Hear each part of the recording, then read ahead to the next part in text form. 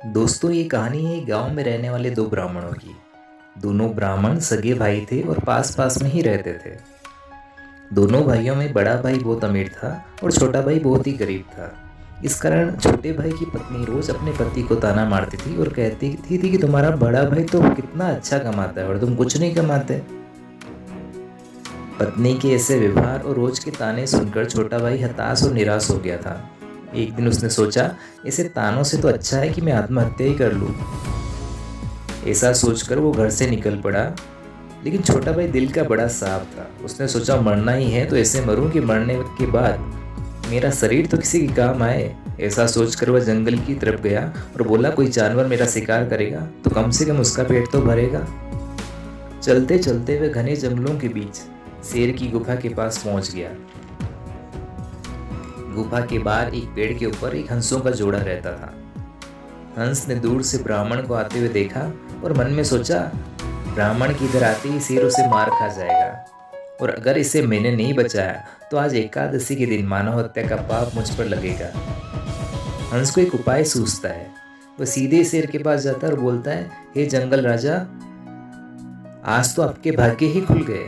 वो देखो, खुद विप्रदेव तुम्हारे यहाँ पधारे हैं। उनका सत्कार करो और कुछ दक्षिणा दो। आज तक आपने जितने भी लोगों को मारा है, आज उनका पाप धोने का वक्त आ गया है। शेर दहाड़ कर उठता है और ब्राह्मण को प्रणाम कर ब्राह्मण की धोती खींचकर सीधा अपनी गुफा में ले जाता है और अब तक मारे जितने भी मानव है उन सबके गहने उसे दे देता है।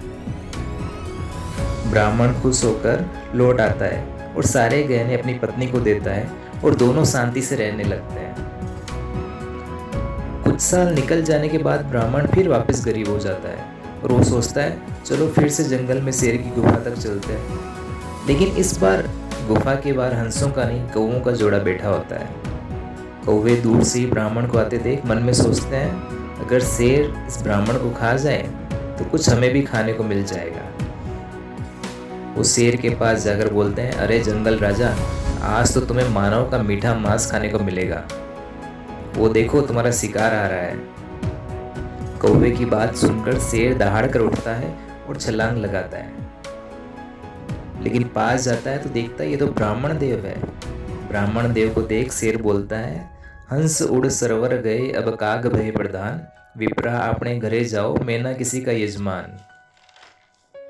अर्थात कि ब्राह्मण देव जो अच्छी सोच वाले थे, अच्छी नीयत वाले थे, वो हंस तो सरवर चले गए, अभी कौवे ही हमारे प्रधान है। ये बार बार मुझे उकसा रहे हैं। उससे पहले कि मेरा दिमाग घूम जाए तुम अपने घर चले जाओ। दोस्तों, ये छोटी सी कहानी क्या सिखाती है हमें? हमें कौवे जैसे लोगों से हमेशा दूर रहना चाहिए, क्योंकि ऐसे लोग ही हमारी सोच को खराब करते हैं। इसलिए आपके पास जितने भी ऐसे लोग हैं जो खराब मानसिकता वाले हैं, जो दूसरों की बुराई करते हैं, जो बुरे कर्म करते हैं, ऐसे लोगों से हमेशा दूर रहो। ये लोग आपको ज़िंदगी में कभी भी आगे नहीं बढ़ने देंगे। अगर आपको स्टोरी अच्छी लगी तो प्लीज़ लाइक, सब्सक्राइब और शेयर करना मत भूलिएगा।